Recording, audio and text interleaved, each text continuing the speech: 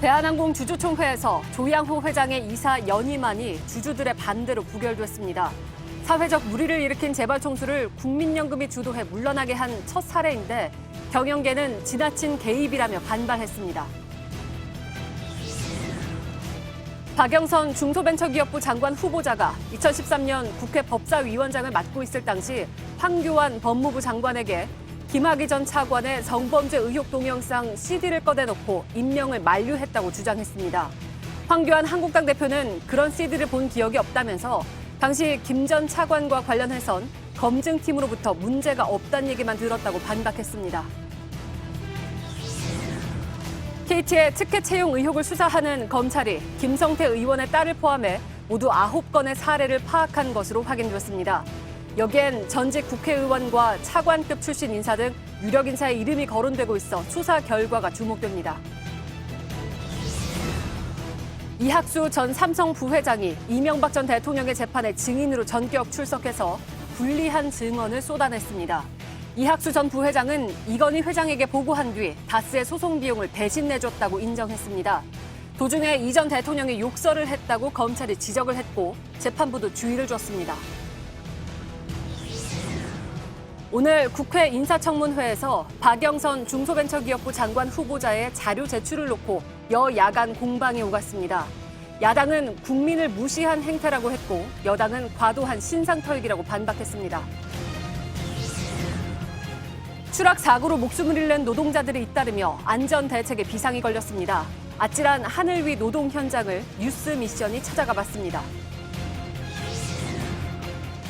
야산이 깎여나간 이곳은 강원 영월군의 동강온천 공사장입니다. 온천지구로 지정된 지 30년 가까이 됐지만 공사는 멈춰선 지 오래입니다.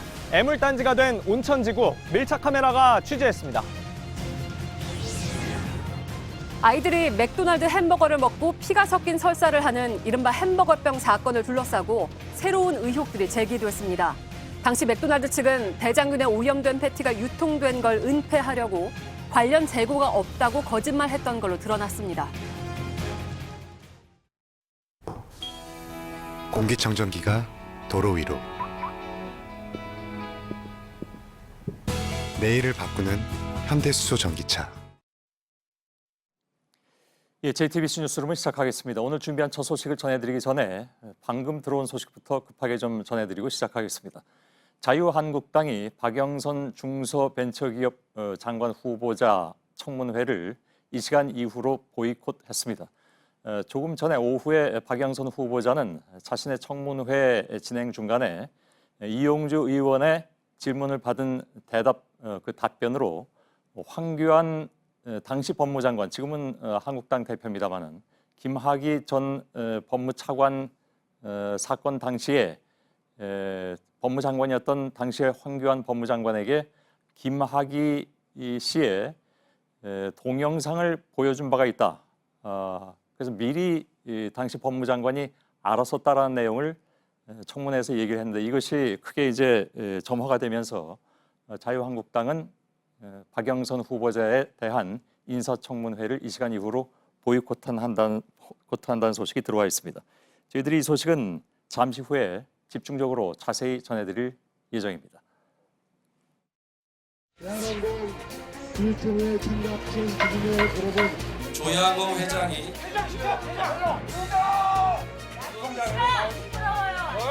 이로써 조양호 사내 이사의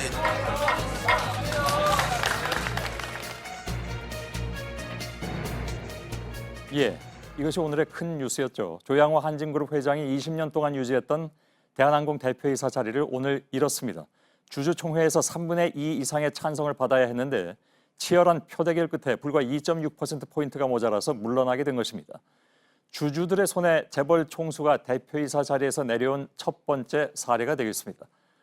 잇따른 갑질과 범죄 의혹에 여론이 악화된 상황에서 2대 주주인 국민연금이 반대 입장을 정하고 나선 것이 결정적이었습니다. 다른 대기업들에 주는 경고의 의미도 커 보입니다. 그렇다고 조 회장이 경영권을 완전히 잃은 것은 아닙니다. 대표이사 글자는 떼있지만 그의 직함은 여전히 회장입니다. 박영호 기자입니다. 조양호 사내 이사의 중임은 부결되고 박남규 후보는 사회이사로 신규 선임되었음을 선포합니다. 조양호 회장의 이사 연임 안건에는 주총에 참석한 주주 64.1%가 찬성했고 35.9%는 반대표를 던졌습니다. 이사 선임에 필요한 기준 66.7%를 간발의 차이로 채우지 못한 겁니다. 반대를 주도한 건 국민연금과 외국인 투자가입니다. 지분 11.6%를 가진 국민연금은 내부 경론 끝에 어제 저녁 반대표를 던지기도 했습니다. 캐나다 연금, 플로리다 연금 등 주요 외국인 주주도 일찌감치 반대 입장을 밝혔습니다. 해외 투자자의 결정에 큰 영향을 주는 ISS 등 의결권 자문사들이 반대하라고 권고하면서입니다.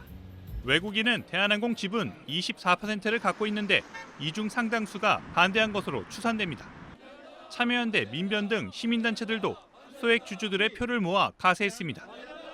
이사 연임이 좌절되면서 조양호 회장은 핵심 계열사인 대한항공 대표이사직에서 물러나게 됐습니다.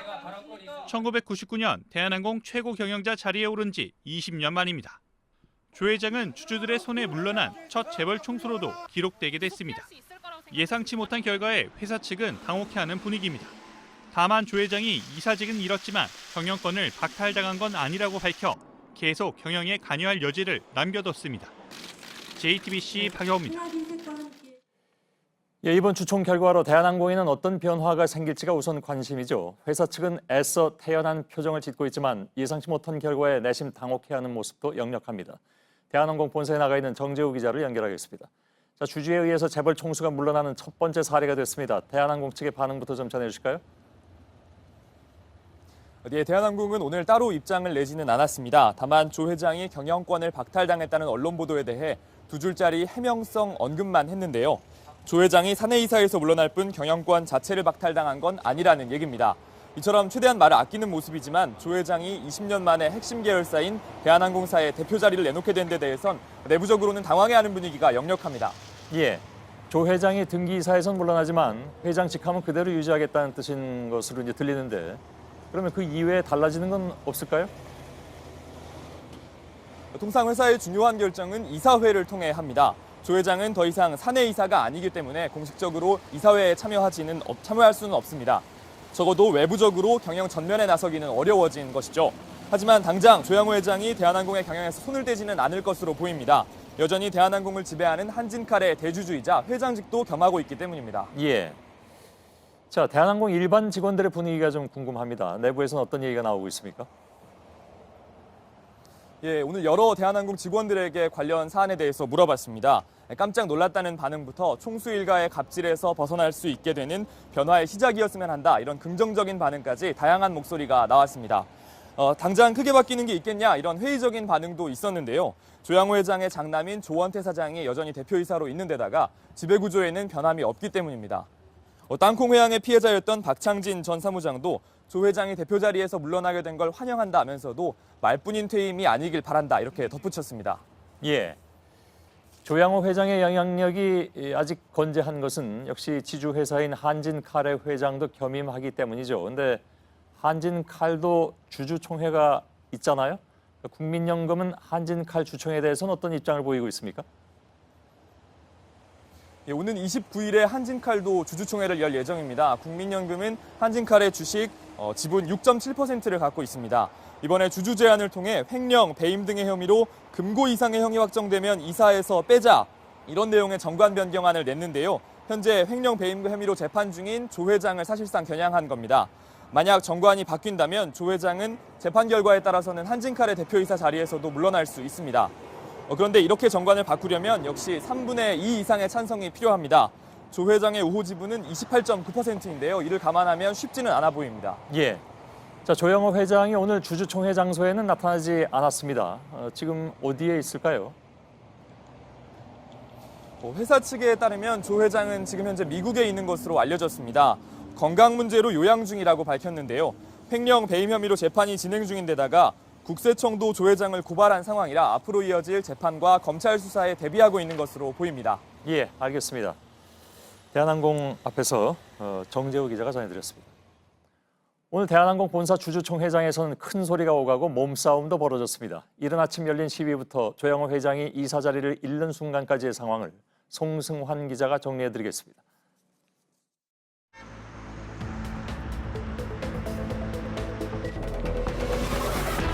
개혁같이 훼손하는 조양호 회장 연임한 건 반대한다.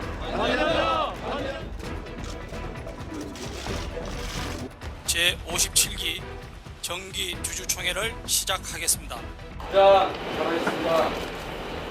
네, 말씀하십시오.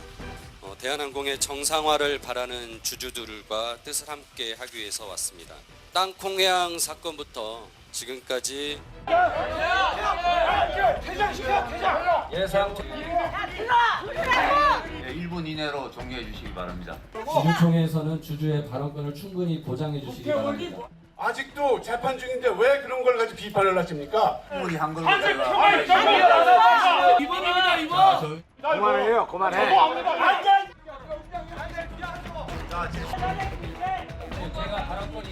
이사 선임의 건을 상정하겠습니다. 의결을 행사하지 못한 분들이 있습니다. 이로써 조양호 사내 이사의 중임은 부결되고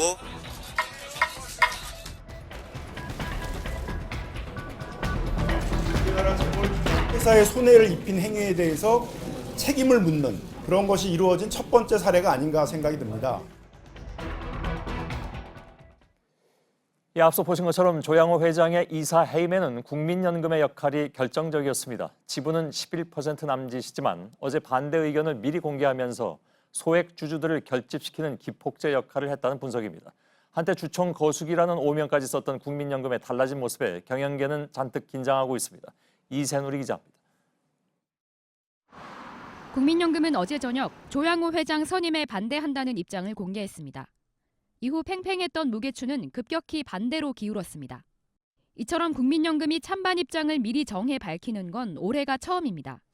지난해 7월 스튜어드십 코드를 도입한 뒤 달라진 것 중 하나입니다. 스튜어드십 코드는 마치 집사처럼 국민의 투자금이 축나지 않도록 관리한다는 의미입니다. 이를 위해 때로는 적극적인 경영 개입도 마다하지 않겠다는 겁니다. 대한항공 주총을 계기로 그 위력이 드러나자 재계는 바짝 긴장하는 모습입니다. 전국경제인연합회와 한국경영자총협회는 일제히 지나친 경영 개입이라고 반발했습니다. 국민연금이 지분 10% 이상을 가진 상장사는 대한항공 외에도 100여 곳이 넘습니다.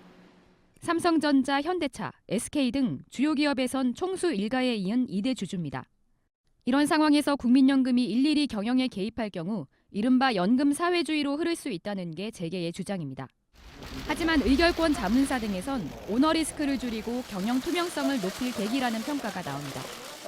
이날 대한항공 주가는 2.5% 올랐습니다. JTBC 이세누리입니다. 조 회장 일가의 각종 갑질 논란이야말로 이런 결과가 오기까지의 출발점이자 커다란 배경이기도 합니다. 이들의 갑질은 아예 일지를 만들어야 할 정도로 자주 또 끊임없이 일어났습니다. 전다빈 기자가 한진그룹 총수 일가의 이른바 갑질 일지를 정리했습니다. 가족 경영을 내세우던 한진그룹 총수 일가가 갑질로 수사를 받게 된 건 약 4년 전부터입니다. 모든 경영 일선에서 물러날 것입니다. 죄송합니다. 2014년 12월 미국 LA에서 출발하는 대한항공 비행기를 탄 조연아 당시 대한항공 부사장.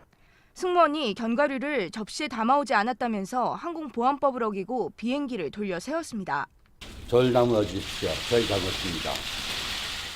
조 회장은 약 4년 뒤 이번엔 둘째 딸 조현민 씨의 물컵 갑질 논란 때문에 다시 사과를 했습니다. 직원들에게 고함과 욕설이 일상이었다는 증언이 쏟아졌습니다.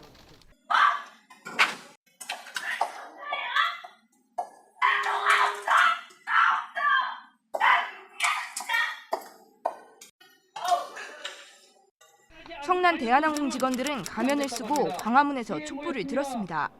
조씨가 물러나라! 조씨가 물러나라! 조 회장의 아내 이명희 씨의 폭행 혐의도 불거졌습니다. 필리핀 가사도우미를 불법 고용한 혐의까지 나왔습니다. 무리를 일으켜 죄송하게 생각합니다. 조 회장 일가가 대한항공 비행기로 명품 등을 밀수하고 회사 돈을 개인적으로 사용한 정황도 드러났습니다. 결국 조 회장 본인까지 검찰에서 조사를 받았습니다. 올해만 3번째 출석하시는 건데 어떻게 생각하시는지요? 여기서 시기가 아니라고 생각합니다. 한진그룹 총수 일가에 대한 재판은 아직도 진행 중입니다. JTBC 전다빈입니다. 예, 아까 저희들이 이제 보도해드릴 때 조양호 회장의 이른바 경영권, 그러니까 대한항공을 여전히 지배할 것이다라는 예측도 해드리고 했는데 과연 앞으로 그렇게 될 것인가?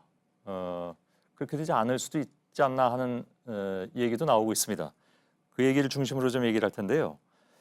김경률 회계사께서 나와 계십니다. 국민연금의 존재감이 이번에 굉장히 컸는데 국민연금의 수탁자 책임 전문위원회 위원인 김경률 회계사가 지금 제 옆에 나와 계십니다. 어서 오십시오. 예, 반갑습니다. 예. 뭐 하여간 처음 보는 일이라서 네, 초유의 일입니다. 예, 앞으로 어떻게 될지가 굉장히 관심사고. 그렇죠. 또 보도 내용을 보면 뭐 대표이사 자리는 끝났지만 네. 한진칼 이 지주 회사죠. 네. 여기에 회장으로 있기 때문에 네. 여전히 굉장한 영향력을 행사할 것이다. 네. 근데 그렇지 않을 수도 있다면서요. 저희가 일반적인 기업이라면 오늘 이사회 연임 안건이 이사의 연임 안건이 이렇게 부결된 상황이라면 예. 앞으로 기업 지배 구조를 개선해서 어떻게 사회에 공헌할 것인가 이런 이야기를 할 텐데 예. 지금 조양호 회장의 반응은 본인이 회장의 직함을 가지고 있고 그리고 미등기 이사로 앞으로 경영권을 계속 행사하겠다 예. 이런 말씀을 했는데요. 이와 같은 형태는 우리나라의 기업 지배 구조를 과거 30년, 40년 되돌리겠다는 얘기거든요. 예. 과거 기업들의 총수들이 등기이사가 아니면서도 경영권을 행사했던 과거 예. 30년, 40년으로 가겠다는 건데요. 그러기 위해서는 지금 현재 구성되어진 이사분들이 조양호 회장에 대해서 미등기이사라는 직함을 주고 또 경영권을 위임해야 될 텐데요. 예. 저희 참여연대로서는 만약에 그런 행위가 일어난다라면 그날 바로 고발할 겁니다. 기존의 현재 이사회 의사들을 배임 혐의로 예. 뚜렷한 혐의가 있는 조양호 회장을 미등기이사로 선임한다라면 저희는 바로 그날 고발할 것을 공언합니다. 지금 고발한다는 말씀은 오늘 제가 처음 듣는, 물론 오늘 뭐 아침 상황에 네. 벌어진 거기 때문에. 근데 그렇게 할 수 있을까요? 그러니까 다시 말하면 지금 재판이 아직 안 끝났기 때문에 네. 혐의만 있는 상황에서 고발까지 갈 수가 있다고 보십니까? 저희들은 이제 몇 가지 혐의에 대해서는 이미 조양호 회장이 이제 기존에 이른바 땅콩 해양 사건으로 말미암은 예. 변호사 비용을 개인 비용으로 지출한 것을 이미 인정하고 회사에 다시 밀어 넣었거든요. 예. 이렇게 뚜렷이 객관적인 사실들이 확보가 된 이상은 이 조양호 회장이 이렇게 회사의 경영 가치에 기업 가치에 막대한 훼손을 일으킨 만큼 이 사람을 다시 경영 일선에 복귀시키겠다. 주주들의 판단과는 다르게 그렇게 되면 저희는 곧바로 이제 배임의 혐의로 고발할 것입니다. 알겠습니다. 일단 뭐 고발을 한다 하더라도 네. 그 이후에 또 사법당국의 판단 절차가 또 있으니까 그러겠죠. 그건 예. 봐야 될 것 네, 같은데 아무튼 그런 방법론을 가지고 계시다. 예. 그래서 계속적으로 어떤 지배권을 갖기는 어려울 것이다. 예, 이런 그렇습니다. 말씀을 네. 해주신 걸로 이해하겠습니다. 기업의 성장 내지는 경영을 가로막는 것이다. 네. 뭐 경영인들의 입장에서는 그렇게 얘기할 수 있을 것 같습니다. 네. 이렇게 된다면 앞으로 경영권 방어에 굉장히 많은 돈이 들어가게 되고 그것은 다시 말하면 연구개발 투자에는 그만큼 소홀해질 수밖에 없는 단점이 있다. 라는 얘기가 바로 나왔는데 웃으시는 것은 저로서는 이제 되게 좀 황당한 반응이었었는데 뭐 이런 비유가 적절할지 모르겠는데 어떤 야구팀이 있어서 어떤 특정 팀에 계속 지더라. 그러면 저 같으면은 기업에 빗대건데 계속 투자나 연구 개발을 할 것 같아요. 선수에게 투자하고 선수의 어떤 재활 시설을 짓고. 그런데 지금 이런 반응은 뭐냐면 상대 팀의 버스를 어떻게 훼손시켜 버리겠다. 숙소를 어떻게 훼손시켜 버리겠다. 그런 말밖에 안 들리거든요. 회사가 기업의 투자나 연구 활동에 쏟아붓는다 하면 곧바로 그것이 경영권 보호 활동이 될 겁니다. 누구도 그 경영권을 훼손시키려고 하지 않겠죠. 과거 대한항공의 사례가 앞선 뉴스에도 보였지만 조양호 회장이 20년을 재임했었는데 1999년 회장이 되었을 때 당시가 IMF 직후인데 그때 당시 대한항공의 부채 비율은 200%가 되지 않습니다. 그런데 지금 부채 비율은 물경 700%에 달합니다. 이건 조양호 회장의 경영 능력이 이미 밑바닥을 드러냈다. 그런 것이거든요. 뭐 아무튼 오늘 뭐 이 결정이 난 다음에 주식시장에서 대한항공 주가는 뛰었다면서요? 저는 더 뛸 거라고 생각했는데 제가 생각했던 것보다 좀 덜 뛴 것 같습니다. 아마 그런 기대감 이런 것들이 뭐 장애는 있었는지는 잘 모르겠습니다. 마지막 질문을 드리겠습니다. 이렇게 될 거라고 예상을 혹시 하셨습니까? 못했습니다. 처음에는 이제 뭐 한 분께서 같이 참여연대에 계시는 이상훈 변호사님께서 한번 해보겠다. 나 하나 바보가 되더라도 한번 시작해보겠다고 해서 혼자 하면 조금 외로울 것 같으니까 같이 합시다 해서 했다가 사실은 저희가 기대를 가지게 된 순간은 세계 최대 이제 의결권 자문기구인 ISS가 연임에 반대한다 이렇게 했을 때고요. 처음에는 기대 없이 시작했다가 어제 그제 이렇게 심지어는 국민연금이 그렇군요. 반대 의결권을 가질 때는 상당한 기대를 가졌습니다. 예, 알겠습니다. 참여연대에 계신 김경률 회계사, 국민연금 수탁자 책임 전문위원회, 일이 좀 깁니다. 거기 위원이시기도 하죠. 그래서 누구보다도 상황을 잘 아시는 분이어서 잠깐 좀 모셨습니다. 고맙습니다. 예. 박영선 중소벤처기업부 장관 후보자가 2013년 3월 당시에 법무부 장관이던 자유한국당 황교안 대표에게 김학의 전 차관의 성범죄 동영상을 언급하면서 차관 임명을 만류했다 이렇게 주장을 했습니다. 당초에 얘기가 나온 것은 그 CD 즉 동영상을 보여줬다라는 얘기로 보도가 됐었는데 박 후보자가 그것은 아니고 그 CD가 있다라는 얘기를 했다 이렇게 자기 발언을 다시 얘기했습니다. 이것이 발언을 수정하는 것인지 아니면 애초에 언론 보도가 좀 잘못 나온 것인지 그거는 조금 있다가 저희가 서복현 기자를 국회로 연결해서 좀 더 들을 텐데요. 아무튼 당시 박 후보자는 국회 법사위원장이었죠. 해당 내용을 전혀 몰랐다는 황 대표의 기존 입장과는 배치됩니다. 박 후보자의 주장대로라면 다시 말하면 동영상을 받건 안 받건 그 내용에 대해서 얘기는 했다라는 박 후보자의 주장이기 때문에 기존의 황 대표의 입장과는 배치되는 것이죠. 그래서 논란이 예상되고 있는데 먼저 이윤석 기자입니다. 박영선 후보자는 김학의 전 법무차관이 임명되기 직전인 2013년 3월 황교안 당시 법무부 장관을 따로 만났다고 밝혔습니다. 당시 박 후보자는 국회 법사위원장이었습니다. 이때 박 후보자는 김 전 차관이 등장하는 성범죄 동영상을 언급하며 차관으로 임명해선 안 된다고 만류했다고 주장했습니다. 국회를 오신 날 제가 황교안 법무부 장관을 따로 뵙자고 해서 동영상 CD를 황교안 법무부 장관 앞에서 제가 제보받은 동영상 CD를 꺼내서 황교안 법무부 장관님께 이것은 제가 동영상을 봤는데 몹시 심각하기 때문에 이분이 차관으로 임명되면 이거는 문제가 굉장히 커질 것으로 보입니다. 박 후보자는 정회중 취재진과 만난 자리에서 동영상에 등장하는 인물이 김 전 차관이라는 걸 육안으로 식별할 수 있었다고 설명했습니다. 황교안 대표가 자신과 대화를 나눴던 걸 기억하고 있을 것이라고도 덧붙였습니다. 박 후보자는 당시 황 대표가 이미 해당 내용을 인지하고 있었던 것 같다고도 했습니다. 박 후보자는 해당 동영상을 당시 경찰 고위 관계자로부터 전달받은 것으로 전해졌습니다. 황 대표는 줄곧 김학의 전 차관의 성범죄 의혹에 대해 사전에 알지 못했다고 주장해왔습니다. JTBC 이윤석입니다. 예, 지금 박영선 후보자의 얘기를 그대로 옮겨놓자면 그 앞에서 CD를 꺼내놨다 이런 얘기고 그 CD를 황교안 당시 법무장관이 봤다는 얘기는 하지 않은 것으로 지금 발언은 나오고 있는데 오늘 청문회에서 이 발언이 나온 이후에 최초 보도로 봤다는 식으로 얘기가 좀 나와서 그래서 약간의 혼선이 있었을 수도 있습니다. 이 얘기는 말씀드린 대로 조금 이따가 국회 연결해서 좀 더 자세히 듣도록 하고요. 아무튼 박영선 장관 후보자의 발언에 대해서 최초 보도를 들은 황교안 자유한국당 대표의 첫 반응은 자신은 그런 동영상을 본 적이 없다는 것이었습니다. 황교안 대표가 자신과 김학의 전 차관에 대한 얘기를 나눴다는 것을 잘 기억할 것이라는 박영선 후보자의 주장에 대해서는 그런 사실이 정확히 기억이 나지는 않는다 이렇게 또 말을 했습니다. 허진 기자입니다. 취재진 앞에선 자유한국당 황교안 대표는 관련 질문이 나오자 곧바로 강하게 부인했습니다. 나한테? 예. 택도 없는 소리. 에이 무슨 소리 하고 있어. 그런 CD 본 일이 없어요. 김학의 차관에 대해서는 그 당시 들어보니까 문제가 없다. 검증해 보니까 문제가 없다. 나는 거기까지 들었어요. 취재진의 거듭된 질문에도 돌아오는 답은 같았습니다.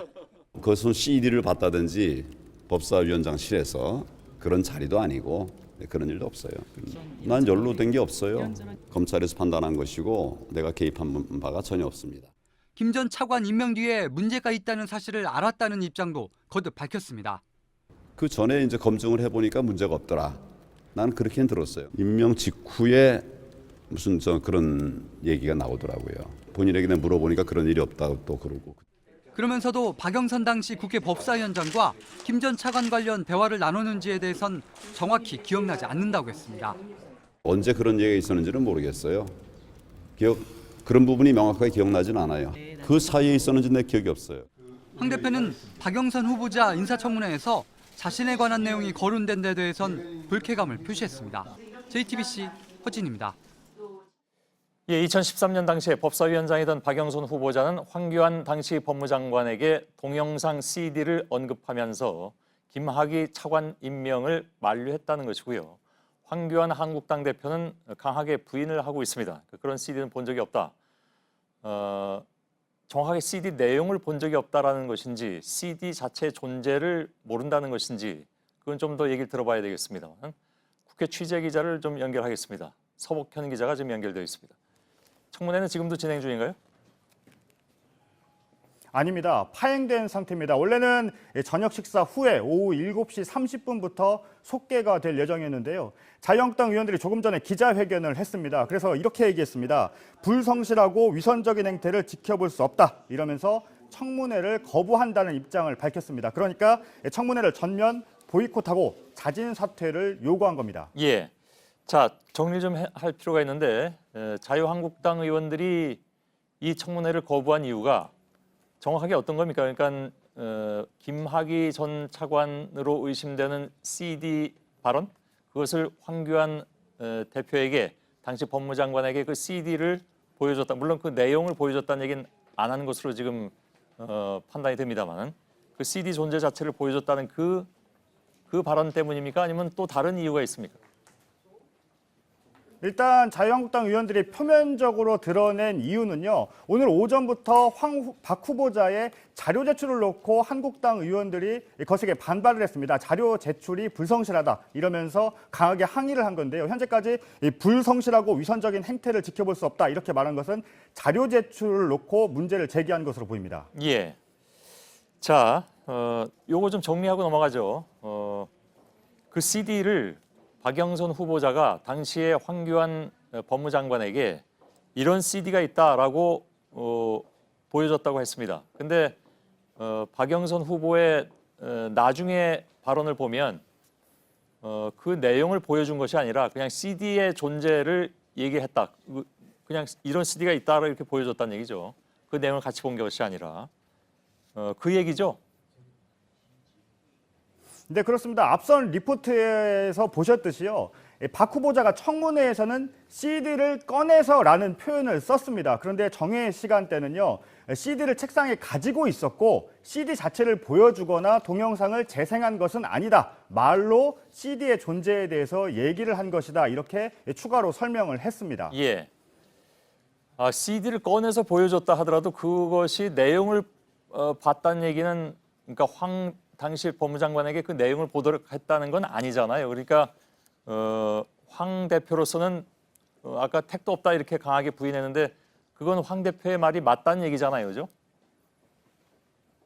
그렇습니다. 현재까지로는 이 박 후보자가 얘기한 게 크게 두 가지인데요. 첫 번째는 CD를 꺼내서 보여준 게 없다. 그러니까 CD를 재생한 문제가 아니라 CD 자체를 보여준 적이 없다. 이렇게 말한 거고요. 두 번째는 물론 CD를 보여주지 않았기 때문에 동영상도 재생하지 않았다는 것이고요. 말로써 CD에 있는 동영상의 존재를 설명을 했다. 이런 알았습니다. 취지입니다. 그러니까 황 대표가 CD를 본 적은 없다. 이런 말도 틀린 말이 아닙니다. 예. 그러면 아까 언론들의 최초 보도는 왜 그 CD를 황교안 당시 법무장관이 본 것으로 나왔을까요? 그 말의 어떤 뉘앙스 차이 때문에 그랬을까요?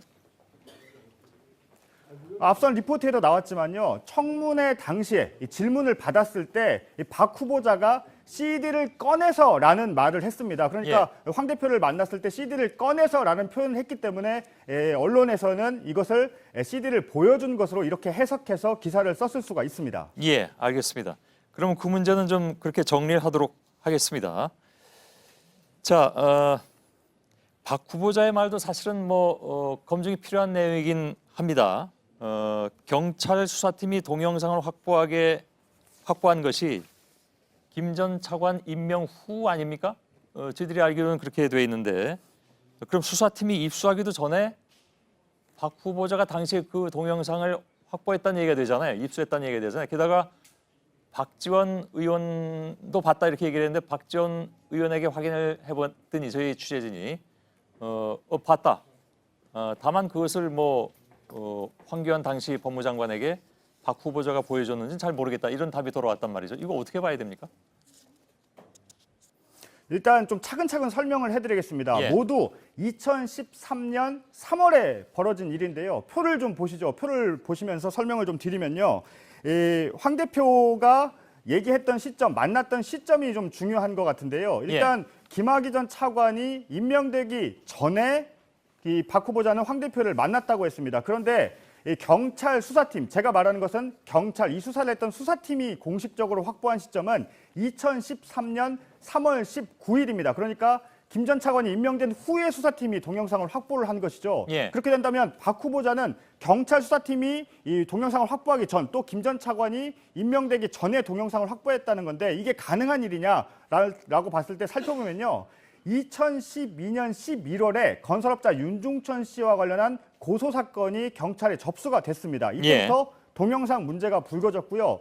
또 2013년 1월에 시사저널이 이미 동영상을 확인했다, 이런 보도가 나왔습니다. 그러니까 경찰 수사팀 입수 전, 그리고 또 김 전 차관 임명 전에 박 후보자가 확보하는 게 불가능한 일은 아닙니다. 또 박 전 의원에 대한 얘기를 했는데요. 저희 취재진이 통화를 했더니 본인이 입수해서 박 후보자와 공유를 했었고 그 공유한 시점은 김 전 차관이 임명되기 전이었다, 이렇게 말을 했습니다. 다만 박 의원은 박 후보자가 황 대표에게 그 동영상 얘기를 꺼냈는지는 알지 못한다, 이렇게 설명을 했습니다.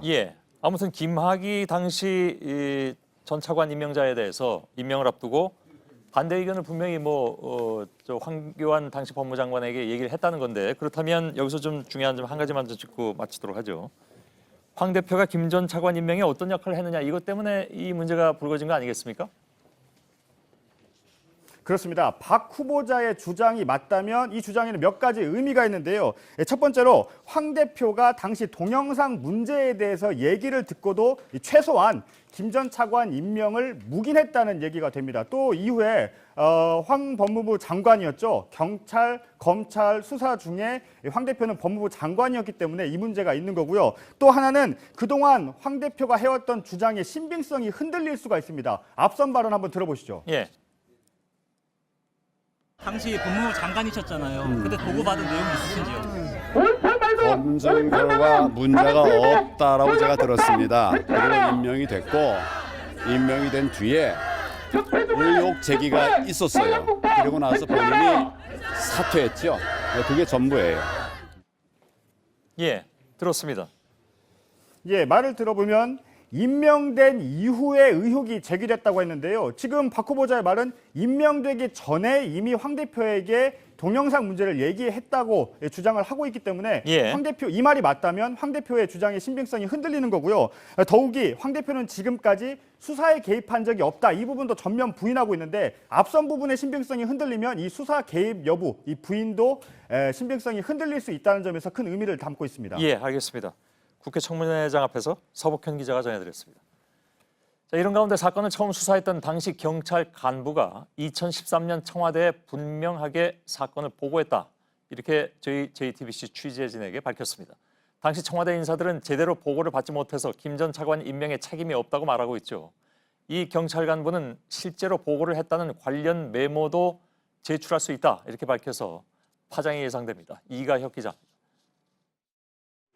지난 2013년 경찰이 김학의 전 차관을 수사할 때 실무를 책임졌던 전직 경찰 간부 A씨가 JTBC와의 통화에서 당시 상황을 자세히 밝혔습니다. 청와대가 김 전 차관의 내정을 발표한 날 경찰청 직원이 직접 청와대를 방문해 성범죄 의혹을 보고했다는 겁니다. 그러면서 이를 적어놓은 메모도 있다고 했습니다. 그것을 제가 메모를 보고 분명하게 날짜와 시간을 특정한 겁니다. A씨는 또 당시 청와대가 경찰청 수사국장에게 외압을 행사한 정황도 있었다고 증언했습니다. 첩보 보고하고 뭐 이런 과정에서 지책을 받고 그다음에 호출을 당하고 이제 곤혹스러워하고 뭐 이런 얘기는 분명하게 전하 과장이나 팀장들 앞에서 한 거는 사실입니다. A씨는 검찰이 요청하면 가서 모든 내용을 말하고 자료도 제출할 것이라고 밝혔습니다. 저의 기억과 또 기억을 뒷받침할 수 있는 그 자료 뭐 있는데 자료는 어떤 형태로 있느냐 이거는 밝히지 않겠습니다. 근데 이제 특별수사단이 꾸려지면 당연히 제출을 하시겠다는 입장이신 거죠. 제출도 하고 가서 진술도 하겠습니다. JTBC 이가영입니다. 저희 취재진에게 증언한 당시 경찰 간부 A씨는 자신이 봤던 동영상 속 등장인물이 김 전 차관이라고도 했습니다. 해당 영상은 원본을 다시 찍어서 화질이 매우 나빴는데 이것만으로도 김 전 차관을 알아볼 수 있었다는 주장입니다. 이런 정황이 나왔는데도 제대로 수사를 하지 않은 것은 직무유기라는 말까지 했습니다. 강현석 기자입니다. 지난 2013년 3월 김학의 전 차관에 대한 내사에 들어간 경찰은 문제의 동영상을 확보하게 됩니다. 김 전 차관으로 의심되는 남성이 등장하는 원래 동영상을 다시 찍어서 저장한 것입니다. 영상을 휴대전화기로 다시 찍은 탓에 화질은 나빴지만 당시 경찰 간부 A씨는 누군지 알아볼 수 있었다고 합니다. 제가 본 3월달 동영상도 육안으로 봐도 김학이라는 것이 확실히 알 수 있었어요. 이런 상황에서 수사에 나서는 건 당연했다고도 했습니다. 이런 확실한 물증이 있는데 이것은 경찰에서 수사를 하지 않으면 결국은 오히려 수사를 하지 않은 사람들이 직무유기 문제. 이 영상은 이후 참고 자료로 수사 기록과 함께 검찰로 넘겨졌습니다. 김 전 차관은 그동안 동영상 속 인물이 자신이 아니라고 경찰 등에 주장해왔습니다. JTBC 강현석입니다. 네, 국내 1위 통신사업자인 KT의 특혜 채용 의혹이 갈수록 커지고 있습니다. 김성태 자유한국당 의원 딸에 이어서 전직 국회의원이나 차관급 출신 인사의 친인척까지 혜택을 봤다는 겁니다. 이석채 전 회장이 근무한 시절에 채용 전반을 조사하란 목소리가 커지고 있습니다. 연지환 기자입니다. 검찰은 김성태 자유한국당 의원의 딸을 포함해 9명이 부당하게 채용된 걸로 의심하고 있습니다. 먼저 KT 본사가 2012년 하반기 공개 채용에서 5명을 특혜로 채용했다는 겁니다. 당시 KT 홈 고객 부문에서도 별도로 4명이 부정하게 입사했다고 검찰은 보고 있습니다. KT 관계자 등에 따르면 특혜 입사자 중에는 전직 국회의원과 차관급 출신 인사의 친인척 등도 있는 걸로 전해졌습니다. 전 국회의원의 친인척 등은 서류 전형에서 떨어졌지만 최종 합격 명단에 올라 계속 회사를 다니는 것으로 알려졌습니다. 검찰 관계자는 부정하게 채용된 사람 중에 전직 국회의원과 같은 성씨가 있는 건 맞다면서 친인척 관계인지 확인 중이라고 말했습니다. 수사가 윗선으로 확대되면서 채용 전반을 조사하라는 목소리가 커지고 있습니다. 이석채 회장 이후에 채용 비리가 매우 심해졌기 때문에 그 이후 전수조사가 필요하다고 생각하고요. 먼저 사내에서 조사하는 것이 필요하다 이렇게 생각합니다. JTBC 연지환입니다. 네, 이런 가운데 김성태 의원 딸의 특혜 채용을 지시한 혐의를 받는 서유열 전 KT 사장이 구속됐습니다. 서 전 사장의 신병을 확보한 검찰은 윗선으로 주목된 이석채 전 KT 회장도 곧 불러서 조사합니다. 이상엽 기자입니다. 법원이 서유열 전 KT 홈 고객부문 사장에 대해 영장을 발부했습니다. 법원은 증거를 없애거나 도망할 염려가 있다고 판단했습니다. 서 전 사장은 6건의 부정채용에 관여한 혐의를 받는데 여기에 김성태 자유한국당 의원의 딸도 포함됐습니다. 검찰은 서 전 사장이 앞서 구속된 인사 담당자 김모 전 전무에게 김 의원 딸의 특혜 채용을 지시한 걸로 보고 있습니다. 서 전 사장은 검찰 조사에서 6건의 부정채용 사례 중 일부 혐의를 인정한 걸로 파악됐습니다. 하지만 김 의원 딸 채용엔 관여하지 않았다고 주장한 걸로 전해집니다. 김성태 의원 따님 부정 채용에 가입하신 혐의 인정하십니까? 이석채 전 회장 지시 받으셨습니까? 이번 영장 발부로 검찰은 인사 담당자 김 전 전무에 이어 서 전 사장의 신병을 확보했습니다. 검찰은 윗선으로 주목된 이석채 전 KT 회장도 곧 불러 조사할 예정입니다. 아울러 김 의원이 딸 채용 과정에서 어떤 역할을 했는지도 들여다보고 있습니다.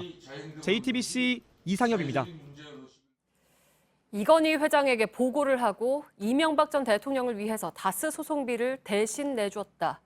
이학수 전 삼성 부회장이 오늘 이 전 대통령 재판에 증인으로 전격 출석해서 이 같은 불리한 증언을 했습니다. 이걸 들은 이 전 대통령이 욕설을 했다고 검찰이 지적을 했고 재판부가 주의를 주기도 했습니다. 한민용 기자입니다. 이학수 전 삼성그룹 부회장이 예상을 깨고 이명박 전 대통령 재판에 증인으로 나왔습니다.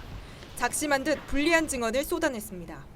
먼저 2007년 다스의 미국 소송을 맡은 로펌 변호사가 찾아왔다고 합니다. 이명박 당시 대통령 후보를 위해 비용이 들어가니 삼성이 내줬으면 좋겠다고 했다는 겁니다. 이후 이건희 회장에게 보고를 하고 약 68억 원의 소송비를 대신 냈다고 했습니다. 이 전 대통령 변호인은 이건희 회장에게 보고할 만한 액수가 아니지 않느냐고 했습니다. 하지만 이학수 전 부회장은 대통령 후보가 요청한 사안이라 보고하지 않을 수 없었다고 했습니다. 그래서 허락을 받고 돈을 건넸다는 겁니다. 이 전 대통령이 사용하는 것이라 따지지 않고 줬다고 보면 되느냐는 검찰 질문에도 그렇다고 답했습니다. 특히 도와주면 여러모로 도움이 될 것으로 생각했다고도 말했습니다. 이처럼 불리한 증언을 듣던 이 전 대통령이 욕설을 했다고 검찰이 지적하기도 했습니다. 재판장 역시 증언을 듣기 싫을 수도 있겠지만 재판을 방해해선 안 된다며 경고를 했습니다. JTBC 한민용입니다. 연희동 집은 아버지 재산이다. 이런 내용을 담은 전두환 씨 장남 재국 씨의 친필 자술서가 법정에서 처음으로 공개됐습니다. 연희동 자택이 이순자 씨 것이라 공매할 수 없다는 주장이 무색해졌습니다. 다만 전 씨 측이 공매를 중단하려며 다른 법원에 냈던 신청이 오늘 받아들여져서 당분간 자택에서 지낼 수 있게 됐습니다. 공자성 기자입니다. 연희동 자택을 공매에 넘기는 건 문제가 있다며 전두환 씨 측이 낸 소송의 재판이 서울고등법원에서 열렸습니다. 검찰은 전 씨의 장남 재국 씨가 직접 쓴 진술서를 처음으로 공개했습니다. 여기엔 연희동 집과 별채 같은 재산 목록이 적혔습니다. 그러면서 실제 소유자가 전두환 대통령임을 일가 모두가 인정한다고 했습니다. 아울러 검찰의 환수에 성실히 협조할 것을 약속한다는 내용도 있습니다. 이순자 씨가 연희동 집을 갖고 있어 검찰의 공매가 부당하다는 주장이 무색합니다. 전 씨 변호인은 자필 진술서에 대해 법적인 효력이 있는 건 아니라는 취지로 반박했습니다. 앞서 전 씨 측은 지난 2월 행정법원에도 연희동 자택의 공매를 취소해달라는 소송을 냈는데 법원은 오늘 먼저 집행정지 신청에 대한 판단을 하고 공매 절차를 일시적으로 정지하라는 결정을 내렸습니다. 이에 따라 전 씨 부부는 행정법원과 서울고법 등에서 진행 중인 3건의 재판이 마무리될 때까지 자택에서 지낼 수 있게 됐습니다. JTBC 공다소입니다. 예, 앞서 전해드린 김학의 전 차관 사건뿐만이 아니라 법무부 과거사위원회가 공들여 조사해온 것이 있습니다. 바로 이명박 정부에서 벌어진 민간인 사찰 수사건인데요. 과거사위는 당시 수사에 문제가 있었다고 보고 지난 1월에 처벌 시효를 2달 남긴 상황에서 다시 수사할 것을 의뢰했습니다. 그러나 JTBC 취재 결과 2달 만에 돌아온 검찰의 답변은 수사가 어렵다는 것이었습니다. 이제 다음 주로 넘어가면 영원한 미궁으로 빠지게 됩니다. 최윤경 기자입니다. 이명박 정부 국무총리실에서 민간인을 사찰했다는 수사의 핵심 증거는 당시 직원들이 사용한 USB에서 나왔습니다. 검찰은 그중에서도 김경동 공직윤리지원관실 주무관의 USB에 주목했습니다. 수사팀이 김 씨의 USB 8개를 확보한 건 2012년 3월 23일. 그런데 3월 말쯤 USB가 대검 중수부로 넘어갑니다. 이후 수사 중에 7개가 사라졌습니다. 이번 법무부 과거사위 조사에서 당시 수사검사들이 증언을 했습니다. 수사팀이 아닌 대검으로 USB가 넘어간 것에 대해 의문을 제기한 걸로 파악됩니다. 과거사위는 지난 1월 사라진 USB 7개를 찾으라고 하면서 분실된 배경도 신속히 수사하라고 대검에 권고했습니다. 하지만 대검은 권고 2달 만인 지난 25일 관리소홀로 USB를 분실했다, 징계 시효가 지났다고 과거사위에 알려온 걸로 확인됐습니다. 민간인 사찰 수사는 이번 주가 지나면 처벌할 수 있는 시효가 끝나 영원히 미궁 속에 빠지게 될 전망입니다.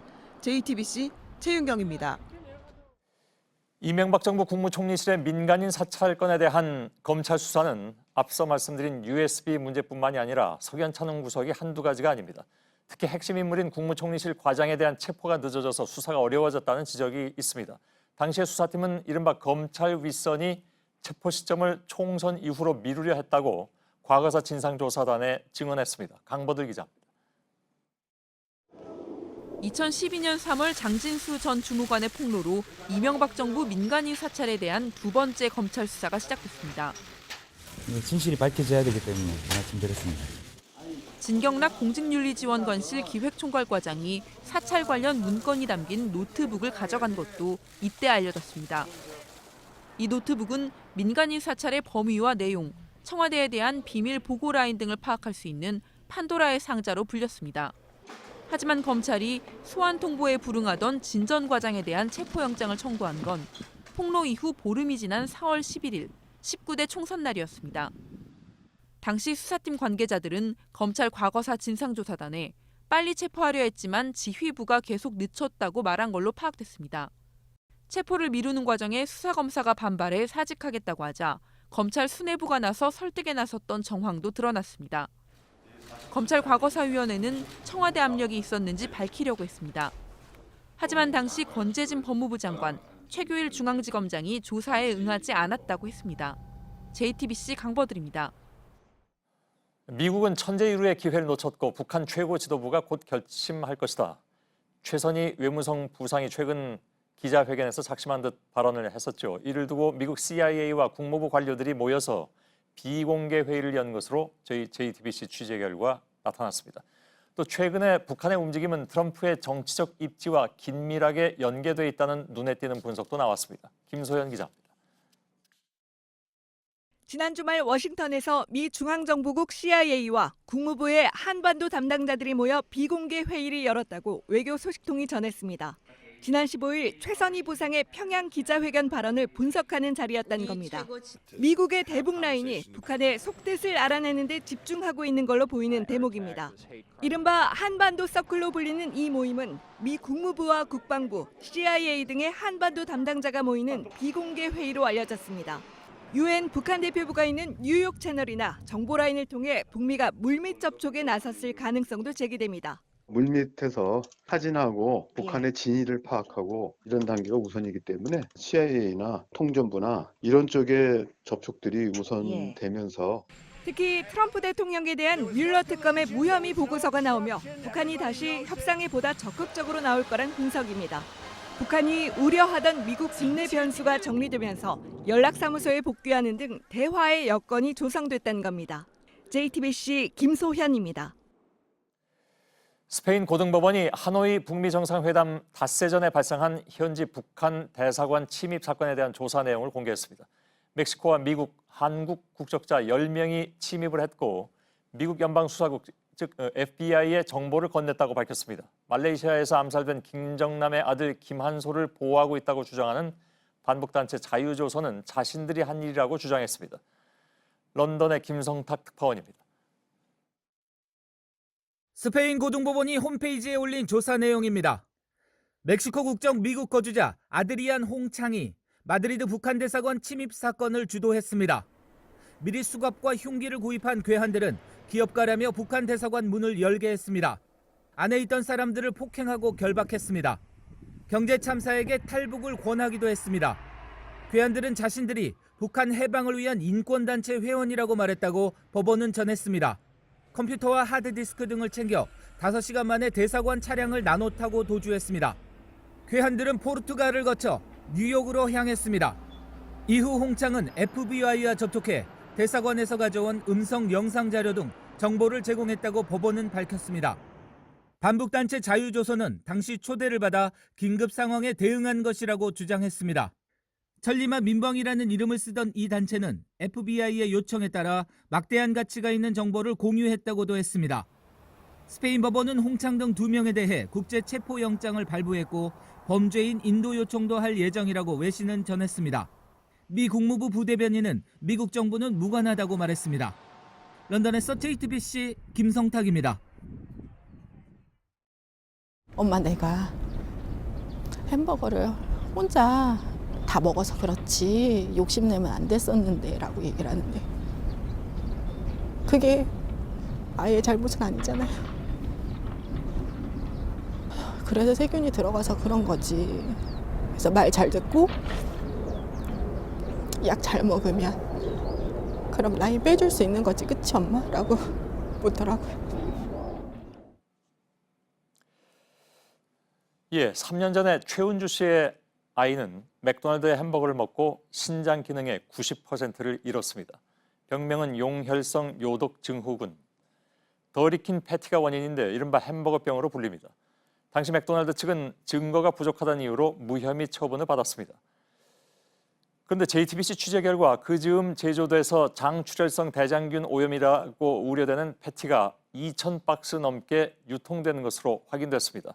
더 충격적인 것은 오염 패티를 감시해야 할 공무원이 그 사실을 숨길 수 있는 방법을 패티 제조업체에 알려주었고 업체는 재고가 없다면서 허위 보고를 했다는 것입니다. 햄버거병과 관련해서 새롭게 취재된 내용을 저희는 2부 탐사 플러스 시간에서 자세하게 전해드리겠습니다.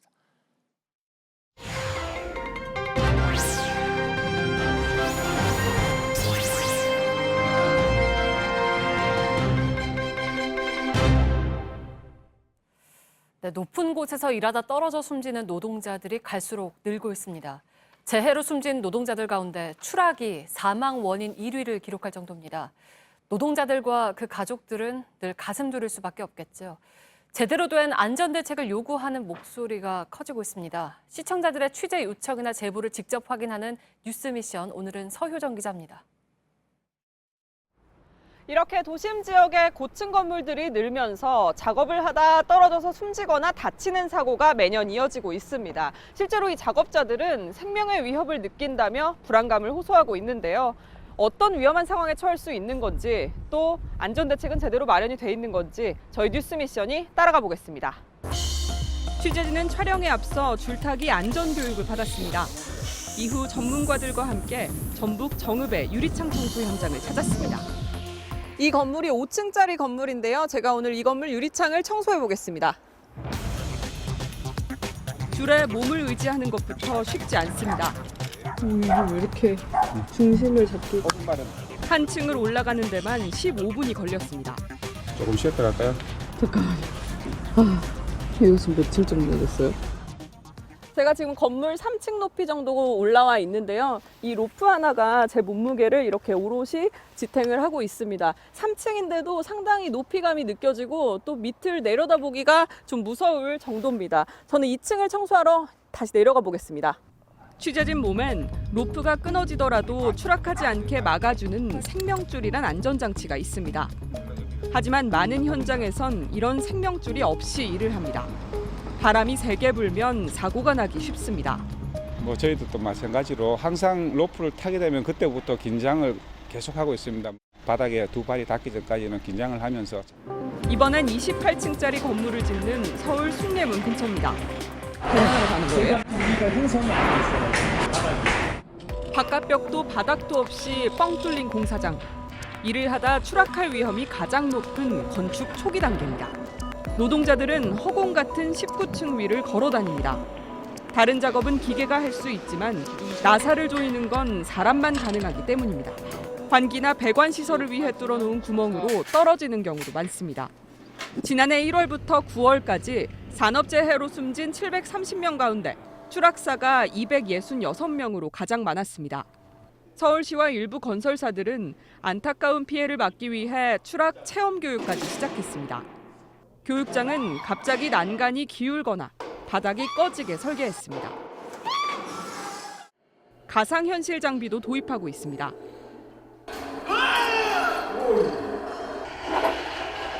안전대를 체결하지 않은 채 이동 중 실족하여 추락 사망하였습니다. 무서워. 굉장히 무서웠습니다. 무섭고 안전의 용품에 대해서는 신경을 저희가 많이 써야 될 것 같다는 생각. 하지만 취재진이 찾아간 건설 현장에선 여전히 그물망 같은 안전장치 없이 작업하는 곳이 많았습니다. 높은 곳에서 안전고리를 걸지 않고 돌아다니는 모습도 쉽게 볼 수 있었습니다. 어느 공사장에 붙어있던 문구입니다. 당신이 다치면서까지 해야 할 중요한 일은 없다. 안전장치만 갖추면 이 사고는 충분히 막을 수 있습니다. 비용을 아끼려다 사람을 잃어버리는 일은 이제 멈춰야 합니다. 부르면 달려갑니다. 뉴스미션 서유정입니다. 네, 오늘 오후 부산의 한 아파트에서 교체 작업 중이던 낡은 엘리베이터가 추락했습니다. 17층에서 엘리베이터에 타고 작업을 하던 노동자 2명이 숨졌습니다. 임시로 해둔 안전장치가 무게를 견디지 못한 것으로 보입니다. 배승주 기자입니다. 아파트 엘리베이터가 형체를 알아보기 힘들 정도로 파손됐습니다. 오늘 오후 1시 57분쯤 부산 해운대구의 한 아파트 17층에서 엘리베이터가 1층으로 떨어졌습니다. 굉장히 무거운 큰 바위 덩어리 같은 게 밑으로 콱 내리꽂히는 소리 났다. 이 사고로 엘리베이터에 타고 작업을 하던 34살 장모 씨 등 2명이 숨졌습니다. 이 아파트는 1996년에 완공됐습니다. 엘리베이터가 노후화돼 전체 교체 작업 중에 사고가 난 겁니다. 1차수하고 4차수까지 있는데 2차에 큰일 났어요. 엘리베이터에는 비상 브레이크와 철선 등 추락을 막기 위한 이중 안전장치가 있습니다. 장 씨 등은 교체 작업 전에 기존 철선을 잘라내고 고리와 다른 줄을 걸어놨습니다. 하지만 엘리베이터와 작업자 무게를 견디기에는 부족했던 것으로 경찰은 보고 있습니다. 튼튼한 걸 걸었으면 비상 브레이크가 고장이 나더라도 매달릴 수 있었는데 그거조차도 부실이니까. 장 씨 등은 꼭대기인 18층에 위치한 엘리베이터 기계실 근처에서 작업을 하기 위해 17층에 엘리베이터를 세워둔 것으로 알려졌습니다. JTBC 배승주입니다. 지난달 러시아 화물선이 부산 광안대교를 들이받았죠. 검찰이 조사를 해보니까 항구를 나오던 배가 요트와 충돌한 뒤 도주하다 그런 걸로 드러났습니다.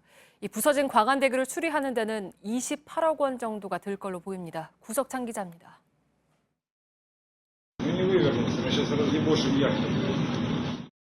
러시아 화물선이 출항 3분 만에 사고를 내는 장면입니다. 요트에 있던 3명이 다쳤지만 화물선은 멈추지 않고 광안대교 쪽으로 나아갑니다. 초동 수사를 맡았던 해경은 선장의 음주 운항 때문에 발생한 것으로 봤습니다. 하지만 검찰은 사고를 내고 구호 조치 없이 내빼다 광안대교를 들이받았다고 결론지었습니다. 이에 따라 검찰은 선장에게 도주 혐의를 추가했습니다. 러시아 화물선이 들이받은 광안대교 하부도로에 직접 올라왔습니다. 사고 이후 지금까지 교량 진입 구간 2개 차로 중 1개 차로는 교통이 통제된 상태입니다. 부산시는 광안대교 수리비로 28억 4천만 원을 책정했습니다. 파손된 부분을 갈아 끼우는 공법은 8개월 동안 교통을 막아야 돼 다음 달이면 끝낼 수 있는 특수용접을 택했습니다. 경고함도 비슷하다. 그래서 아직히 하는 식으로 수리비에는 2달치 통행료 손실분 6억 원이 포함됐습니다. 검찰은 교통방해죄까지 추가해 모두 6개 혐의로 러시아인 선장과 함께 선사법인을 재판에 넘겼습니다. JTBC 구석찬입니다. 서울 강남의 한 성형외과가 이부진 호텔신라 사장에게 상습적으로 프로포폴을 놔주고 관련 기록을 조작했다는 의혹이 불거졌죠. 경찰이 제보자의 휴대전화를 확보해서 분석하고 있습니다. 이런 가운데 보건당국의 마약류 관리 시스템이 허술하다는 지적도 나옵니다. 이수진 기자입니다.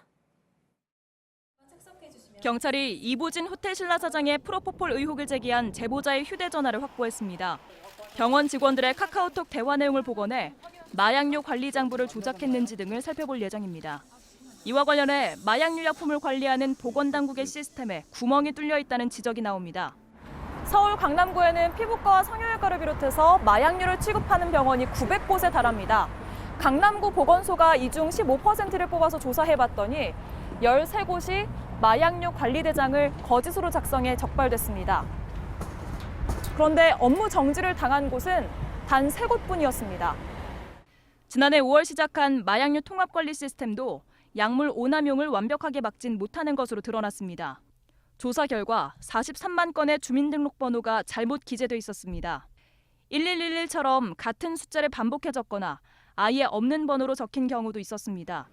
식약처는 주민등록번호를 관리하는 행안부와 함께 이런 오류를 줄여가고 있다고 설명했습니다. 하지만 병원에서 주민번호를 허위로 입력하는 경우를 일일이 걸러내기란 불가능하다고 전문가들은 지적합니다. JTBC 이수진입니다. 뉴질랜드 남섬에 커다란 다리가 떠내려갈 정도의 폭우가 내렸습니다. 이틀 동안 내린 비가 1086mm입니다. 뉴질랜드 관측 사상 최고치입니다. 김혜미 기자입니다. 불어난 강물에 다리가 소리를 내며 뒤틀립니다. 계속 쏟아지는 강물을 이기지 못하고 급기야 차례로 무너져 내립니다. 다리의 절반 정도가 물에 휩쓸려 사라졌습니다. 뉴질랜드 남섬 서부 해안 호키티카 지역에 기록적인 폭우가 쏟아졌습니다. 지난 48시간 누적 강우량은 1086mm로 뉴질랜드 관측 사상 최대치를 기록했습니다. 다른 주요 도시의 연평균 강우량과 맞먹거나 크게 뛰어넘는 수준입니다.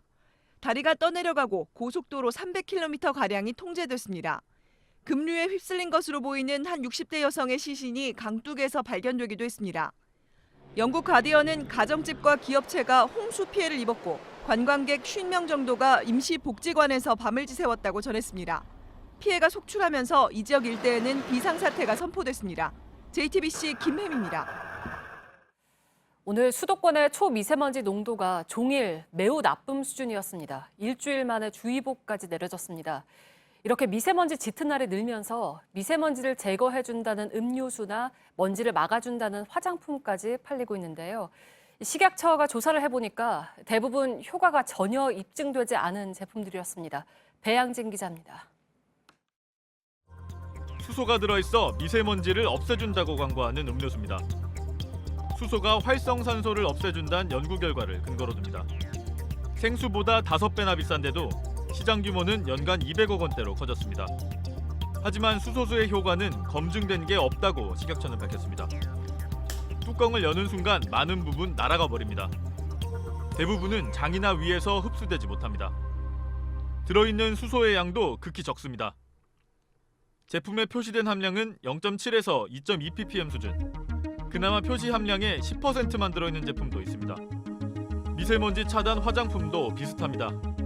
우선 공인 시험 기관의 성능 실험을 거치지 않은 경우가 많습니다. 지난해 11월 조사 땐 절반가량이나 됐습니다.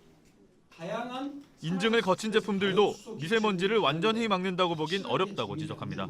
효과가 있다라고 이야기하기 위해서는 한두 편의 임상시험뿐만이 아니고 여러 편의 임상시험을 통해서 결국 KF 마크가 붙은 마스크를 쓰는 게 미세먼지를 가장 잘 차단하는 방법입니다. 식약처는 또 외출 후엔 깨끗이 씻는 게 미세먼지로 인한 피부 노화를 막는 데 더 효과적이라고 설명했습니다. JTBC 배양진입니다. 미국에서 보잉 737 맥스 기종이 또 사고를 일으켰습니다. 엔진 고장으로 이륙한 지 10분 만에 비상 착륙했습니다. 승객은 타고 있지 않았지만 긴급한 상황이었다고 외신은 전했습니다. 이지은 기자입니다. 미국 사우스웨스트 항공 소속 보잉 737 맥스 8 항공기가 현지 시간 26일 오후 2시 50분 플로리다주 올랜도 국제공항을 이륙했습니다. 목적지는 항공사의 비행기지가 있는 캘리포니아주였습니다. 그런데 갑자기 엔진이 과열됐다는 이상 신호가 나왔습니다. AP통신은 사고기가 오후 3시에 비상 착륙했다고 보도했습니다. 이륙한 지 채 10분이 안 돼 엔진에 문제가 생겨 긴급 회항한 겁니다. 다행히 승객은 없었지만 긴급한 상황이었다고 했습니다. 보잉 737 맥스 8 기종은 2주 전 157명이 사망한 에티오피아 여객기 추락 사고 이후 운항이 전면 중단된 상태입니다. 다만 정비 등을 위해 이동하는 건 허가하고 있습니다. 미국 연방항공청은 이번 비상 착륙은 이전의 추락 사고 원인으로 추정되는 제어 장치와는 관련이 없다고 했습니다. 양력을 잃고 추락하는 실속 방지 시스템의 문제가 아니라고 선을 그은 겁니다. 그러면서도 사고 원인을 다각도로 조사 중이라며 신중한 입장입니다. 미국 상원은 우리 시각으로 오늘 밤 청문회를 열 예정입니다. 연방항공청장 등을 상대로 오류로 지적된 시스템에 대한 관리 감독 문제를 따질 계획입니다. JTBC 이지은입니다. 택시에 탄 승객이 운전자에게 주먹을 휘두릅니다. 술에 취한 이 승객은 차가 멈춘 뒤에도 6분 넘게 운전자를 20여 차례 때렸고 출동한 경찰에게도 행패를 부렸습니다. 경찰은 지난 24일 오후 충북 진천군의 한 도로에서 먼 길을 돌아간다는 이유로 택시 운전자를 때린 58살 고모 씨를 불구속 입건했습니다. 수배 전단에서 본 성범죄자의 얼굴을 한 번에 알아본 버스 기사 덕분에 경찰이 전자발찌를 끊고 달아난 성범죄자를 붙잡았습니다. 버스기사 A씨는 수배 자료에서 본 성범죄자가 경기도 안양에서 부천으로 가는 버스에 타자 곧바로 경찰에 신고해서 검거를 도왔습니다. 경찰은 A씨에게 감사장을 전달했습니다. 국군 의무사령부 소속 군의관 8명이 실리콘으로 지문을 본떠놓고 이를 지문 인식기에 대는 방식으로 출퇴근 시간을 조작해서 야근 수당을 챙기다 군 당국에 적발됐습니다. 국방부는 징계위를 열어 6명을 보직 해임하고 나머지 2명은 추가 심의하기로 했습니다. 또 군 병원을 전수조사하기로 했습니다. 오늘 오후 4시 반쯤 경기도 용인시의 롯데몰 신축 공사장에서 불이 나서 작업 중이던 노동자 1명이 크게 다치고 12명이 경상을 입었습니다. 소방당국은 소방차 등 장비 92대와 370여 명을 투입해서 1시간 반 만에 불을 껐습니다.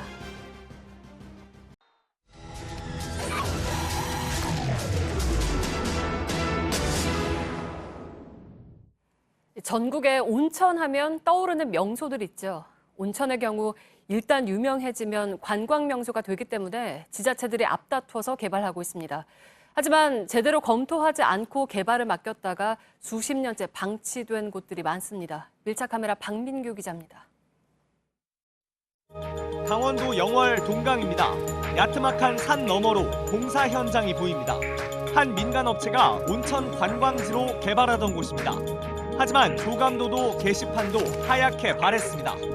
온천수를 끌어다 쓰기 위한 시설은 녹슬어 있습니다. 공사 현장 곳곳에 잡초가 자라나 있는데요. 옆쪽에 있는 업체 사무실 문은 이렇게 손잡이가 떨어져 나갔고 자물쇠로 잠겨 있습니다.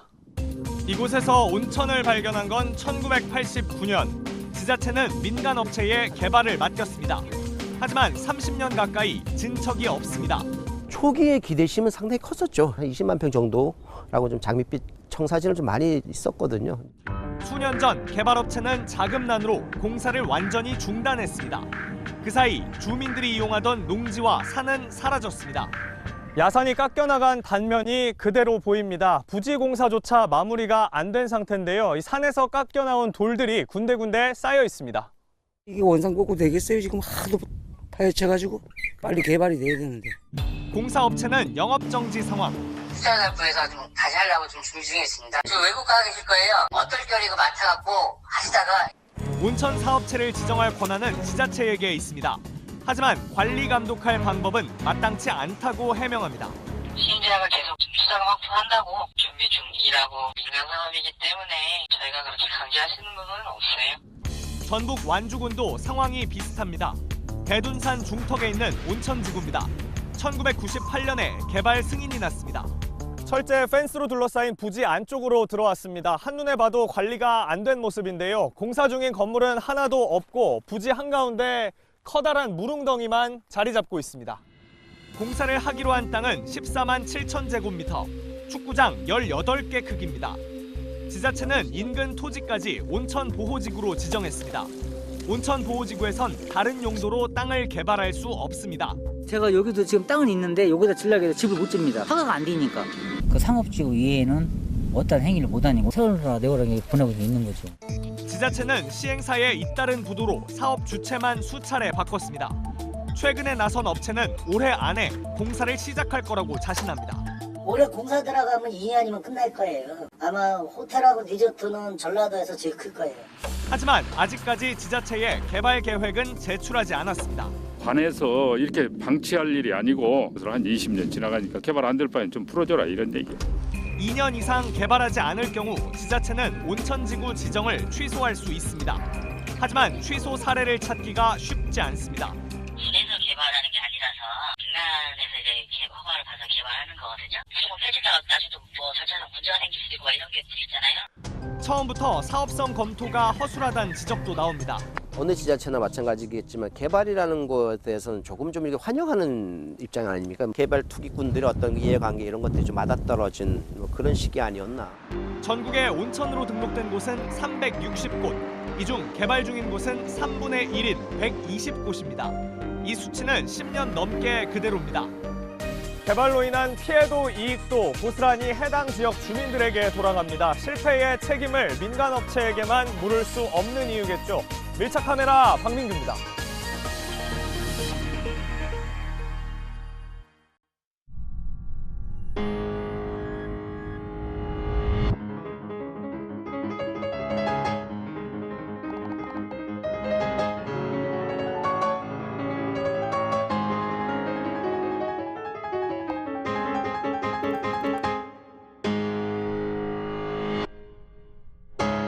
플레이하세요. 원하는 걸 원 없이 플레이온.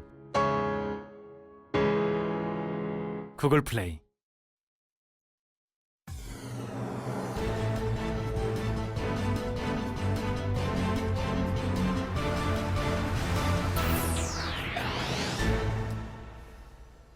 예, 뉴스룸의 앵커 브리핑을 시작하겠습니다.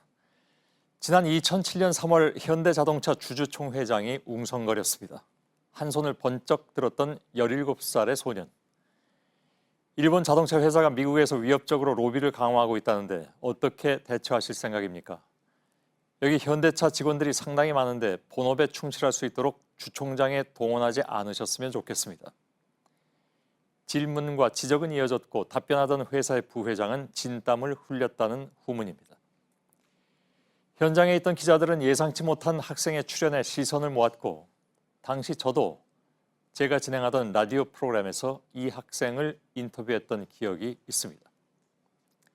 짜고 치는 고스톱 같았다. 주총장에 처음 참여해본 그의 한 줄 소회였습니다. 3월은 주주총회가 몰려있는 달이죠. 회사의 실제 주인인 주주들이 주요 안건을 분석하고 판단해서 결정하는 자리. 그러나 그것은 교과서적인 정의였을 뿐 우리의 기업 문화에서 실제 주인이 주인의 행세를 해본 적은 별로 없었습니다. 그렇다면 오늘 대한항공 주주총회는 이변이었을까? 조양호 사내이사 선임의 건은 부결되었음을 선포합니다. 물론 당장의 지배구조에 영향을 미치지는 못하겠지만 기업의 진짜 주인인 주주들이 던진 경고의 메시지는 분명해 보였습니다. 시민들을 두렵게 하는 것은 그들이 지나간 망언이 아니다. 앞으로 그들이 갖게 될 힘이다. 상습적인 폭력을 저지르며 국민을 미개한 존재로 보는 이들의 지배. 작가 손아람은 거듭된 갑질보다 더욱 두려운 것은 그들이 여전히 또 앞으로도 손에 움켜쥐고 있을 권력이라고 말합니다. 이미 17살 소년이 짜고 치는 고스톱판이라고 정의 내린 경제 권력의 견고한 장벽. 그래서 오늘 일어난 이변 아닌 이변은 그 견고한 장벽을 허물 균열의 시작이며 이런 균열이야말로 이제는 29 청년이 되어 있을 그 소년이 좀 더 합리적인 세상을 꿈꾸며 던졌던 질문에 대한 대답일 수도 있다는 것. 오늘의 앵커 브리핑이었습니다.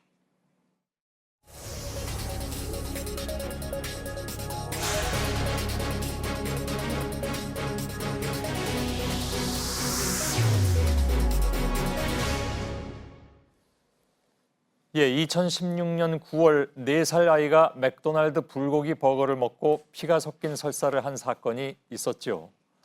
이후에도 4명의 아이가 같은 증상을 보여서 결국 부모들이 맥도날드를 고소했습니다.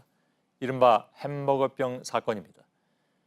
수사에 나선 검찰은 햄버거 패티를 납품한 업체 직원 3명을 기소했고 아직도 재판은 진행 중입니다.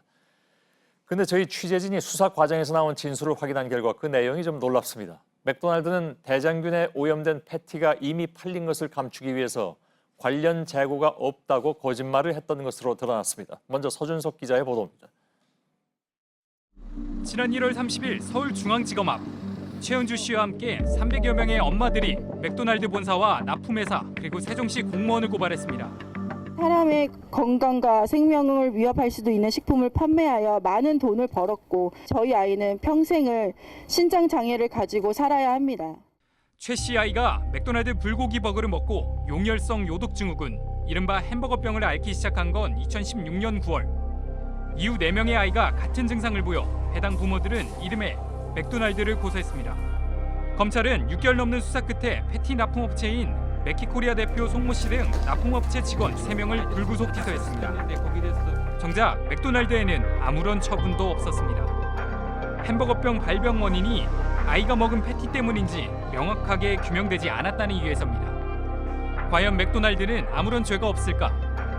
최 씨 아이가 피가 섞인 설사를 하기 석 달 전인 2016년 6월 30일 맥도날드에 패티를 납품하던 맥키코리아는 세종시로부터 6월 1일 제조된 패티에서 장출혈성 대장균이 검출됐다고 통보받았습니다. 6월 1일 생산된 패티만 2,000박스가 넘습니다. 박스당 패티 수는 303개로 60만 개에 달합니다. 맥키코리아는 다음 날 7월 1일 남은 재고가 없다고 세종시에 보고했습니다. 하지만 이는 거짓말이었습니다. 당시 맥도날드 김모 상무가 재고 담당 직원으로부터 받은 메일입니다. 10개 매장에서 패티 15박스를 보유하고 있다고 돼 있습니다. 그런데 김모 상무는 직원에게 지시해 맥키코리아 측에 재고가 없다는 메일을 보냈습니다. 당시 재고 담당 직원은 검찰에서 패티 재고와 관련된 메일을 남기지 말라는 지시를 받았다고 진술했습니다. 대장균 오염 우려가 있는 패티가 남아있을 경우 외부에 관련 내용을 알려야 합니다. 이후 맥키코리아는 세종시에 재고가 없다고 허위 보고했고 균이 검출된 사실은 국민들에게 알려지지 않았습니다. 당시 김상무를 비롯한 맥도날드 직원들은 적용할 제목이 없다는 이유에서 처벌을 받지 않았습니다.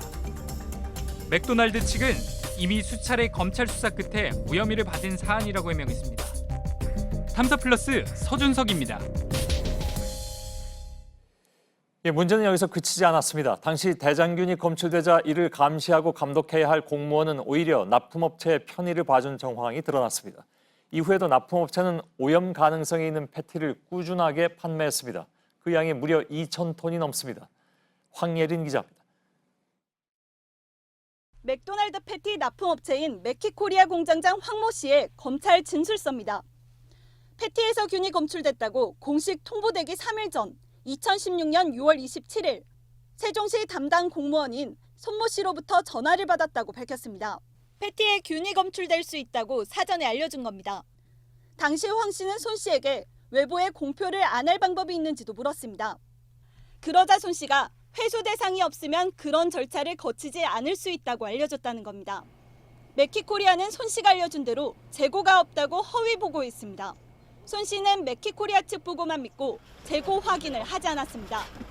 손 씨는 검찰 조사 당시 패티 회수 세부 조치를 했느냐는 질문에 정신이 나간 것 같습니다고 진술했다가 이를 번복했습니다.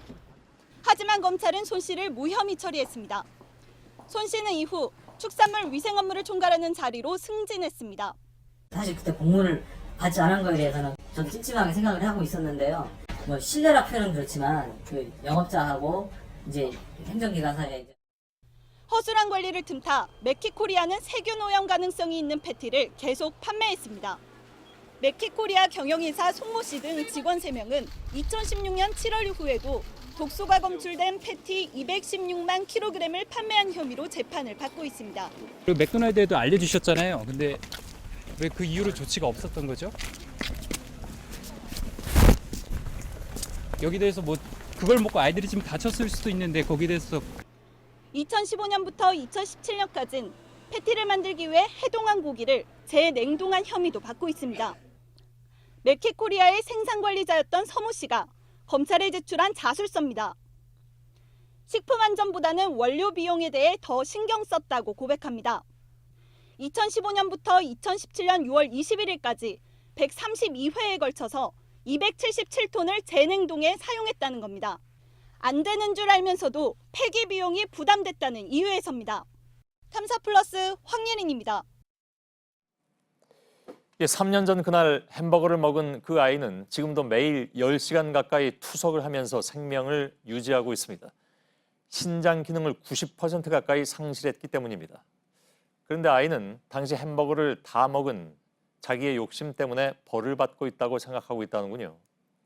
맥도날드는 이들 가족에게 아직도 사과하지 않았습니다. 최하은 기자입니다. 최은주 씨는 가족과 맥도날드에 갔던 3년 전 그날을 또렷하게 기억하고 있습니다. 4살이었던 큰딸은 점심으로 불고기 버거 하나를 다 먹었습니다. 그리고 그날 배가 예쁘지 않다며 저녁도 거른 채 잠에 들었습니다. 확인하러 들어갔더니 침대에 설사를 해놓고 그냥 모르고 자고 있더라고요. 서둘러 가까운 병원에 갔지만 아이의 상태는 좀처럼 나아지지 않았습니다. 저녁에 저를 따로 부르셨어요. 그러시더니 급신부전이 왔습니다. 이게 용혈성 요독 증후군이에요, 어머니. 신장이 기능을 하지 못해 몸 안에 독소가 쌓이는 이른바 햄버거병입니다. 그 후 아이는 아직도 매일 밤 10시간 넘는 복막 투석을 하고 있습니다. 미술학원에서도 감당하기 어렵다며 아이를 거부했습니다. 햄버거를 혼자 다 먹어서 그렇지 욕심내면 안 됐었는데 라고 얘기를 하는데, 그래서 말 잘 듣고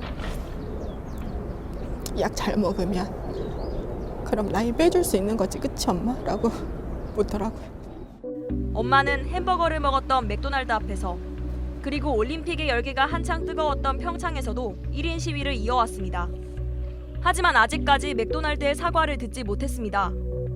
제가 정의로워서 그런 것도 아니고요. 힘이 있어서 그런 것도 아니고요. 가만히 있으면 안 될 것 같아서 하는 거예요. 그래서 다시는 정말 이렇게 매일 비극적으로 사는 아이가 없었으면 좋겠다. 맥도날드는 인도적인 차원의 지원 의지를 밝혔으나 합의에 이르지 못했다고 했습니다. 탐사플러스 최하은입니다. 네, 팩트체크 시작합니다. 공산주의, 사회주의, 오늘 정치권, 특히 자유한국당에서 나온 표현들입니다. 국민연금이 조양호 대한항공 회장의 재선임을 반대했다는 게 이유였습니다. 국민연금을 앞세워 기업 경영에 직접 개입하는 계획주의, 공산주의 경제가 현실화된 것입니다. 네, 바로 팩트체크하겠습니다. 오대영 기자, 다른 나라에서는 경영에 개입하는 경우가 없습니까? 아닙니다. 2017년 기준으로 세계 10대 연기금을 조사해봤습니다. 10곳 중에서 중국을 뺀 9곳에서는 직간접적으로 경영에 개입하고 있었습니다. 대표적인 사례가 미국 캘리포니아 연기금입니다. 캐나다, 노르웨이, 네덜란드 등도 크게 다르지 않습니다. 네, 이 중에 뭐 공산주의 국가는 찾아보기 어려울 것 같고, 그러면 이번 대한항공 사례처럼 좀 경영진의 퇴진을 주도하는 경우는 있습니까? 네, 흔치는 않지만 있습니다. 2004년 미국에서 캘리포니아 연기금이 당시 월트 디즈니 회장인 마이클 아이스너의 퇴임을 운동을 벌였습니다. 그 결과 연임을 막았습니다. 독단과 전횡이 심했다는 게 이유였습니다. 현재 뉴욕시 연금펀드는 페이스북 CEO인 마크 저커버그의 퇴진을 추진 중입니다. 경영 악화와 가짜뉴스 방치 등의 이유입니다. 네, 근데 야당에서는 현 정권의 뭐 기업 길들이기다 이런 주장까지 나왔잖아요. 네. 근데 이제 국민연금이 기업 총수의 선임을 반대한 거는 이번이 처음이 아니지 않습니까? 처음이 아닙니다. 2013년과 2016년에도 반대표를 던졌습니다. 네.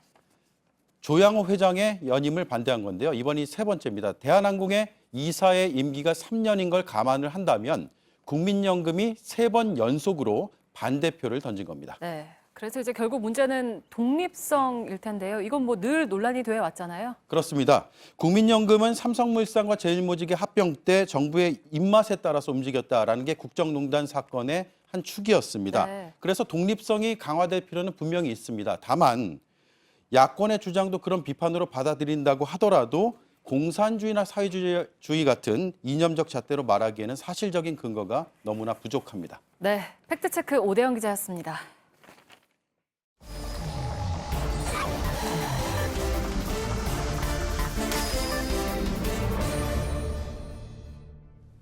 예, 비하인드 뉴스를 시작하겠습니다. 박성태 기자가 나와 있습니다.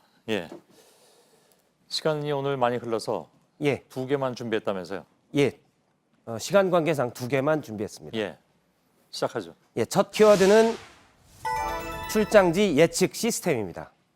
이런 게 원래 있는 건 아니겠죠? 그렇습니다. 예. 오늘 조동호 과학기술정보통신부 장관 후보자 청문회에서 나왔던 말인데요. 예. 자유한국당의 최연애 의원이 조 후보자가 지금 카이스트 교수인데 올해 출장을 간다면 그 출장지를 예언할 수 있다고 얘기했습니다. 직접 들어보겠습니다. 예. 저는 심지어 예언도 하겠습니다.